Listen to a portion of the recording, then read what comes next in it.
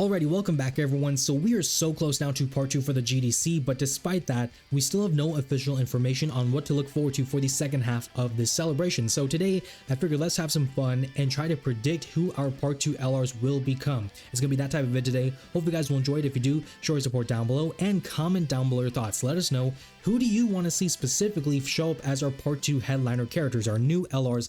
Let us know in the comments down below. But with that being said, let's go ahead and jump right into this. Alright, sorry for the brief interjection everyone. So right after I finished recording this, I was getting ready to upload and everything, Dokkan basically put out a teaser that pretty much confirmed that yeah, part 2 is going to be GT and it's going to be focused on the Shadow Dragons. So yeah, my bad on the timing and everything. This is going to be basically recorded before that, so if things don't line up, that's my bad. But just giving you guys a bit of an insight there. Anyways, sorry for bothering you guys. Let's get back into the vid. Now, when it comes to the theme for part 2 of the Global Dokkan campaign, in case you guys missed it, pretty much everyone is on the same page, it would seem, as far as what the theme will be for the second half of the celebration. The reason why is because we have this image right here of Omega Shenron. So I forget if this showed up during the first or the second major data download of the Global Dokkan campaign, but we had this image of Omega Shenron show up here as an added section in the burst mode OSTs. And this was a major alarm set off type of thing for a lot of people because, as we all know, Part 1 of the Global Dokkan campaign has been pretty much focused on the Dragon Ball Super Goku Black arc. Pretty much every EZA, Super EZA, all the new characters, all the free-to-play characters, pretty much every buff has been focused on that Future Saga Goku Black arc specifically, with the exception of the side banner Champa. And I've made it no secret in the past, I've said it, I'll say it now, even now. I still don't know why Champa is in this banner with a side banner for Goku. I feel like he should have been on the Golden Week celebration, but it is what it is. Besides him, everything has been focused on the Goku Black arc. So part 1 has been focused on that. Part 2, when you look at Omega Shenron, who we saw during like the beginning part of the campaign and everything, obviously, not only is Omega not a part of the Goku Black arc, he's not even a part of Dragon Ball Super. So this was like the warning for everyone that, hey, if he is here, if we're seeing this and he's not a part of part 1, then in theory, he should be the main focal point of part 2 for the Global Dokkan campaign, which then led everyone to thinking part 2 is going to be GT focused for the theme. Now, there have been different opinions about it. Different people are happy about it, upset about it. For me personally, I am perfectly okay with this. I said it, I think, in a vid like last week or 2 weeks ago, like early into the Global Dokkan campaign. I am very happy that they're focusing on the Future Saga with part 1, but I hoped that they did not make this whole like Future Saga category the only focal point for the entire celebration, because yes, there's a lot of Super EZAs and EZAs and things to be buffed for this category, but I didn't want them to basically go like crazy with all the buffs and just leave nothing for the near future when this category eventually becomes old once again. So the fact that they are probably going to be going towards GT for part 2, I think that is a fantastic choice. We'll go and look at the categories in just a sec. I do believe GT, especially when you look at the GT heroes and like villains, I think there is a lot of room for improvement on that side of things, but again, like I'm happy they're focusing on GT, keeping a part of the focus for Future Saga with part 1, part 2 with GT.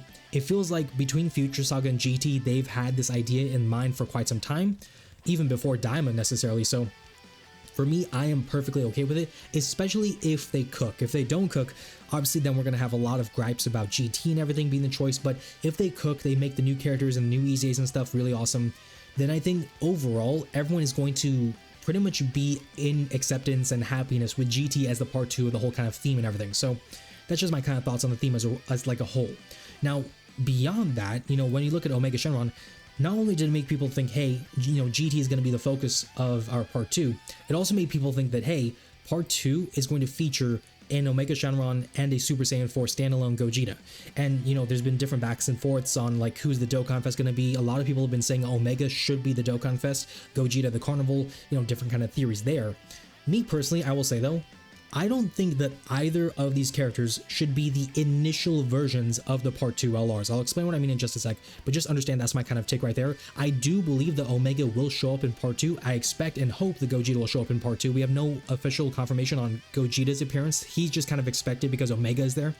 But, you know, Omega, because we saw the image of him earlier, obviously if Omega is shown on this image, then we should see a new Omega, and then obviously Gogeta is the opposite. So we'll see there. When we look at the categories though, let me start there. Let me kind of work our way, like, let me start with the big picture and then we kind of like, you know, narrow the scope, filter things through, if you will. So when we start with GT heroes and GT bosses, right, the good side and the bad side of GT, if you will, there is a lot of room for new characters, upgrades, EZAs, Super EZAs. People have been throwing concepts on these ideas for weeks, if not months now, right? And this is kind of like bringing it back up, like, hey, this could be a really good opportunity right here. So, you know, when we look at GT Heroes, obviously GT Heroes throughout history for the game has gotten a lot of recognition and love. You know, you got the 7th anniversary LRs right here. You got the like Tanabata Goku right here from 2023. I was gonna say 2024. He was 2023's Tanabata LR. You have the Golden Week GT Goku and Vegeta. Both of these guys got their EZAs like right after the 10th anniversary came to a close, pretty much. You have the 10th anniversary Super Saiyan 3, Super Saiyan 4 GT Goku. Obviously, Forku, fantastic as a character. Even now, he's awesome, so fun. I think people right now have him in his top 5, like even above Super Vegito, which is crazy to see how like he's just aging better and better throughout the days and the months. But you have characters like them. You have the 8th anniversary Spirit Bomb GT duo right there. GT Heroes specifically gets a lot of love and recognition because obviously there's a lot of cool moments and characters to pick and choose from. You got the Super Saiyan 4s, you got Goku, you got Vegeta, you have Gogeta. I mean, we have Dokkan Fest Tech Pan, so if you're a fan of Pan, I guess, like, you know, she's there as well. You got cool moments here and there though. So GT Heroes has throughout time like been loved. GT Bosses though, I think I made a vid talking about like some of the worst categories not too long ago, and GT Bosses I'm pretty sure was on that list, and for good reason. GT Bosses, I think everyone will agree, the 3 main big recognizable bad guys for GT, like in terms of the main arcs, you're talking about Baby, you're talking about Super 17, and you're talking about Omega Shenron. And Super 17, a lot of people don't like him as a actual villain. Yes, he's funny because like you got the memes and everything about Super 17, but beyond that, like I feel like everyone will agree Super 17 doesn't get or deserve maybe necessarily a lot of respect. Baby is considered like the highlight of GT, like for the villains, and Omega, he's got cool moments but also not the perfect villain, or like there's different takes on it. Regardless, between the two sides of things, the two sides of the coin if you will for GT, if part 2 is like, you know, focused on GT, and obviously the Global Dokkan campaign is an anniversary scale celebration, there is so much opportunity for GT to go crazy. When we look at some of the EZAs, for example, that we're still kind of awaiting, right? Just pure EZAs, not super EZAs. We still are awaiting a very old EZA within Super Saiyan 4 Gogeta. I know it's hard to see right here, but in Super Saiyan 4 Gogeta is due for an EZA for quite some time. Obviously, you look at, you know, the LR, you know, Super 17 right there. You know, I believe there may be another GT character, not here in 2021, but 2022, I believe, if I can just find a Tech Pan right there. Is she the only GT character? I believe so, yeah. So there are some characters due for EZAs. Tech Pan, obviously, Dokkan Fest, LR Super 17. You got the T War right here with Gogeta. Those 3 alone give a lot of opportunity for just upgrades for GT Bosses with Super 17. You know, we got the upgrades for fusions and fused fighters with Gogeta and all sorts of different stuff right there. Pan for things like, you know, Bond of Parent and I believe she's on Bond of Parent and Child, but also other stuff like there. Matter of fact, I should just look at what category she's in because that would just make things a lot easier. Bond of Friendship, there you go. So Bond of Friendship, stuff like that. So, you know, strictly in terms of EZAs, there's a lot of opportunity right there.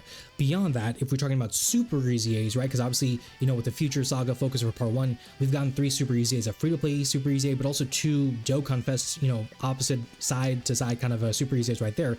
When we look at the potential for super EZAs for GT Heroes, a lot of people are eyeing the 2nd anniversary, which if you guys remember the 2nd anniversary, that was Super Saiyan 4 Goku and Super Saiyan 4 Vegeta. Comment down below, guys, if you guys were a part of the game, like if you've been playing the game since the 2nd anniversary, let me know, because I don't really know a lot of people nowadays who played back then. Like there's not too many people, I feel like. We're kind of like an aged breed, if you will. But you know, obviously the Super Saiyan 4s right there, they're kind of like on a lot of people's radar. Super Saiyan 4 Gogeta maybe is a super EZA. So lots of opportunities right there. When you look at GT Bosses is a bit harder to kind of justify some super EZAs, but still, you know, you're talking about, for example, like physical Omega Shenron. Omega Shenron, who was the opposite of Gogeta, he could get a super EZA, that could be awesome. AGL Super 17, so super EZAs, there is a lot of opportunity for just awesomeness, for great things to happen in terms of older characters getting buffed and becoming relevant once again. And I will say right now, as a bit of a side note, we got time limited buffs for the Future Saga. If we could get a time limited buff for Tanabata Goku, that would be a dream come true, because man, is Tanabata Goku just not that good right now. Tanabata Goku is in the dumpster. He got revived shortly with the Worldwide Celebration campaign last year because of the physical Super Saiyan trio giving so much defensive support, but now, like, it's almost hard to envision a world where Super Saiyan 4 Tanabata Goku is usable in any capacity, even with the support of characters like the GTs right here, with like Super Saiyan 4 Goku right here. It's still hard to see a realm where this unit can work. So, you know, there is different things to consider like that. Also, I don't want to ignore these two as well. The 4th anniversary, right? The 4th year anniversary LRs right here, Super Saiyan 4 Goku and Super Saiyan 4 Vegeta, they're also on some people's radars as super EZAs. I don't think it's gonna happen. I just don't think it makes sense. Compare them to like this, like the second anniversary. I just feel like the Super EZA should lean towards these two more than their newer counterparts, even if they are also pretty old. But we'll have to kind of wait and see how things kind of, go through. But there's a lot of room for EZA, potential Super EZAs. Part 2 is going to be really awesome. And when you think about the idea that Omega is probably going to be one of the focal points, that means GT bosses can and should get a lot of crazy glow up, and GT heroes is probably going to get some love as well, because come on, they love GT heroes. So it's going to be fun to see for sure. Now, talking about the new characters, right? I said we're going to talk about that at the beginning. We haven't really gotten too much into my specific thinking on what we should see. Talking about the new LRs though, in terms of what I hope we will see, what I believe we should see specifically, I said earlier, I don't think we should start off with Omega and Gogeta. The way I think we should start it off is we should, this is going to sound crazy to you guys, but bear with me. One of our LRs, probably the Dokkan Fest in my opinion, it's going to sound crazy, but our Dokkan Fest LR should be Nova and Ice Shenron, and our Carnival LR should be Super Saiyan 4 Vegeta, who can switch into Goku. It's kind of hard to show this because we don't have the in-game arts or any sort of design quite yet in history. But for me, remember, to start off part 1, we've had 2 tag LRs, Rose into Zamasu and Goku into Vegeta. And Global Dokkan Campaign being an anniversary scale celebration, obviously not having as many new LRs as the 10th anniversary, which I think, to be fair, that's because the 10th anniversary is more so like, a unique oddity as opposed to being the norm going towards the future. But regardless, the Global Dokkan Campaign needs to pull out all the stops. It needs to go crazy. And obviously, 2 tag LRs for part 1, that is really good to pull out all the stops. To keep it going, I think we should continue with more tag characters. I know it's kind of like one of those things where maybe it seems like they're going to be overusing the system, but I still think tag mechanics work really well, especially for part 2 at GT. And obviously, you look at Super Saiyan 4 Vegeta and Goku, those two are iconic as duos in general for like back and forth for these big moments. They're very worthy for a tag situation. Super Saiyan 4 Vegeta, I think, should be the starting point. Have him tag into Goku, and then you can have him fuse into Gogeta. And I will say this, I do hope, and I am pushing for a standalone Super Saiyan 4 Gogeta. We had a fusion in a Vegito Blue for their part 1 character, but that is only for the turn. That's not good enough. That's not even for a turn. That's just for an active skill attack. We need Gogeta though. I mean, it would be great to have Super Saiyan 4 Gogeta. Technically, I will say this, I hope we get it. We probably won't, because we technically already have Super Saiyan 4 Gogeta right here with the 7th years, who is like really dominant. And assuming he gets an EZA, we'll have the other Super Saiyan 4 Gogeta. I don't know if we're getting those two. I don't know if we're going to be getting another Super Saiyan 4 Gogeta. Just hear me out, mark my words, I'll save this for if I'm right or wrong. I don't think Gogeta is going to be showing as a standalone unit necessarily, like in terms of the logic part of my head. I don't think my brain logically saying is going to like believe that we're going to be getting a standalone Super Saiyan 4 Gogeta. Hopefully, but I just don't think so. But still, getting a tag Super Saiyan 4 Vegeta into Goku, I think that will just do so much. The tag mechanic has been so good for categorical diversity with these types of characters. So powerful, so good. I think they should keep it going with Vegeta. For Nova Shenron, this is, I feel like, the take that a lot of people in the comments, if you guys choose to comment down below, I feel like a lot of people are going to cook me and just say I'm being so stupid for this. But Nova and Ice Shenron, despite them being in story like opposites of each other in a lot of ways, obviously their names are kind of opposite of each other, fire and ice if you will, they're represented in the past as tag joint forces characters and stuff.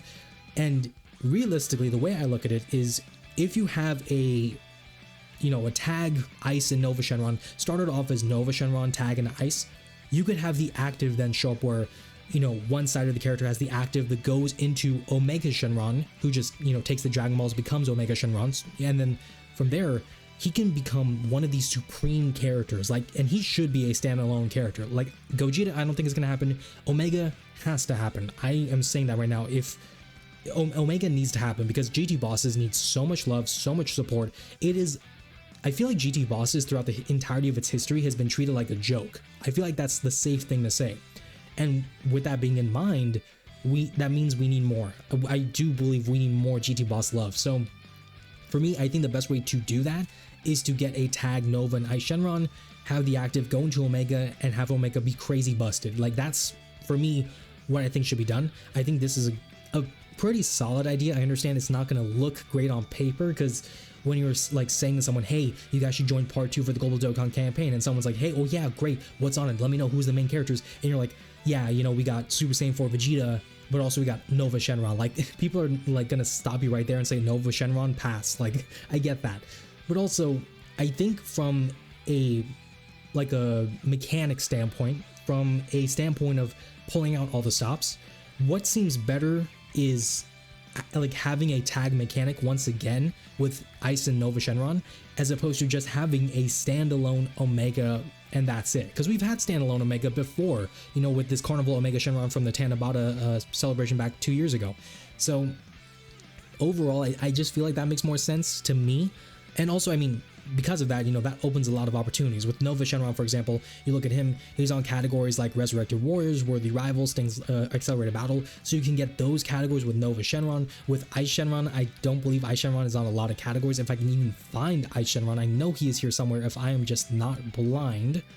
Where is Ice Shenron? I cannot find this character. I'm sure I'll find him at some point, but until then, we're just gonna have to keep it pushing. Anyways, oh, I can't find him. It's really bothering me that I can't find Ice Shenron because it's like throwing me off. Anyways, having that tag mechanic, I think that's going to allow for a lot of opportunities with like the different tags and everything, the categories. There's a lot of benefit, I feel like, if you have more tags as opposed to just like leaving it standalone. So I think for me, that's going to be my prediction for the Part 2 LRs. I still will say, I do suspect that you're going to have Omega, you're going to have Gogeta be a part of the headlining focus, but I do hope that Omega Shenron will be the standalone, and I would like to see Gogeta. I just don't think it's going to happen practically, especially given the potential for other Super Saiyan 4 Gogetas being as good as they are. So there's a lot of like interplay to consider there.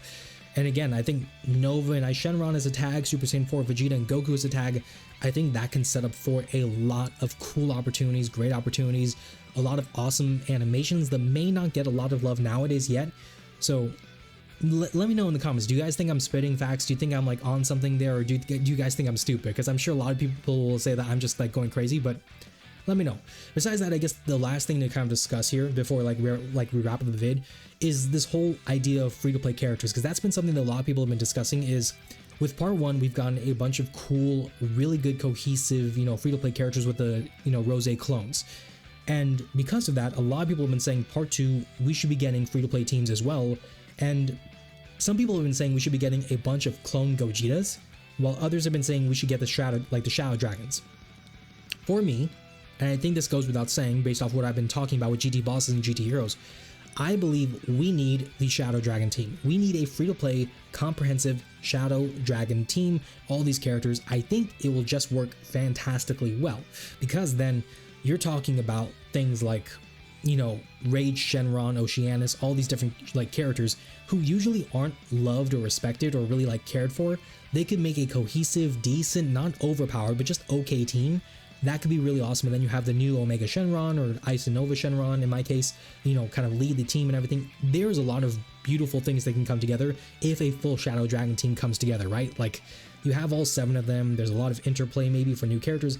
Why not do it? I feel like it makes the most sense, but maybe that's just me. So I think they should go with the Shadow Dragon idea. I know some people want the clone Gogeta, but it just doesn't make sense to me. Like, realistically, just save the clone Gogeta idea maybe for something later in the future. Just focus on the obvious answer. Focus on the good answer, which is the Shadow Dragons. That's just my thoughts anyways. But yeah, so with that all being in mind, we talked about the free-to-play characters, the new potential LRs, at least what I want to see, all those things. With all being said, that's going to be where we wrap up the vid. Again, there's a lot of different stuff we had to cover here. I think, funnily enough, I think later tonight or maybe tomorrow we'll probably see some official news, so maybe this will come out right before that. But let me know in the comments down below again, what do you guys think about the new like ideas I have for the new Part 2 LRs? What do you hope to see again specifically on your side of things personally for the Part 2 LRs? All the different ideas we had here. If you guys enjoyed the vid, again, you know, show your support, drop a like down below, subscribe to the channel. We almost are at 300 subs, so your support helps us get there, of course. Thank you all so much for watching. Take care, stay blessed, and I will see you all in the next one.